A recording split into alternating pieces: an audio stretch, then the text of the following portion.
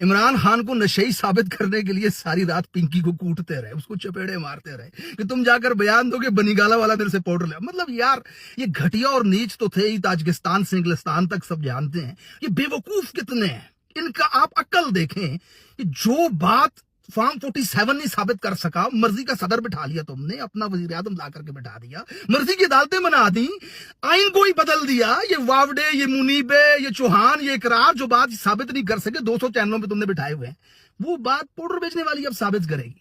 اب یار نہیں مان رہے لوگ اس بات کو, ریحام سے کتابیں لکھوا دیں, فلمیں بنوا دیں, ڈاکومنٹریاں رسالے چھپوا دیے, تم نے نہیں مان رہے کیونکہ اس نے 3 سال جیل میں بیٹھ کر کے یہ بات ثابت کی ہے. بھائی وہ ایک ہی چیز کا نشہ کرتا ہے اور وہ ہے آزادی اور غیرت, اس کے علاوہ کوئی دوسرا نشہ نہیں کرتا. 6 مہینے سے آئسولیشن میں, 6 مہینے بعد وکیل جاتا ہے, وہ کہتا ہے رہوں گا ادھر ہی, مر جاؤں گا, یزید کے آگے سر نہیں جھکاؤں گا. یہ سچ پاکستانی جان چکے ہوئے ہیں. اب مسئلہ کیا ہے, ایشو کیا ہے؟ یہ کیا پنکی آج سے پاؤڈر بیچ رہی ہے؟ یہ تو 10 سال سے بیچ رہی ہے. تو یہ آج کیوں پکڑی گئی؟ یہ کانسٹیٹیوشن 1 کی بلڈنگ شارع جمہوریت کے اوپر اسلام آباد کے بیچوں بیچ میں 20 سال پہلے بنی.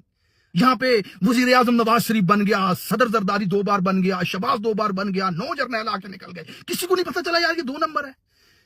اصل ایشو کیا ہے؟ ایشو یہ ہے کہ گلی محلے میں پاؤڈر بیچنے والی جس کے 800 گاہک ہیں, اس کو پکڑوا کر کے پاکستان کے 200 چینلز پر پرائم ٹائم پہ شاہزیب خانزادہ اور حامد میر کو بٹھا کر کے 2 گھنٹے کا پروگرام کرنا ہے کہ اس کی جو گولیاں بکتی تھی اس کے اوپر سٹیمپ کیا تھی, اس کے پاس 200 لوگوں کی لسٹیں کون سی ہیں, وہ کیسے پاؤڈر بیچتی تھی, وہ کیسے ریکٹ چلاتی تھی, تاکہ اس پرائم ٹائم کے اندر کوئی آپ کو آ کر کے یہ نہ بتا سکے کہ اس وقت امریکہ میں $200 مزدور ایک دہاڑی کا کماتا ہے اور $1.5 کا لیٹر پیٹرول خریدتا ہے, جبکہ پاکستان میں 1000 سے 1500 روپے دہاڑی کمانے والا بندہ 450 روپے کا پیٹرول خریدتا ہے.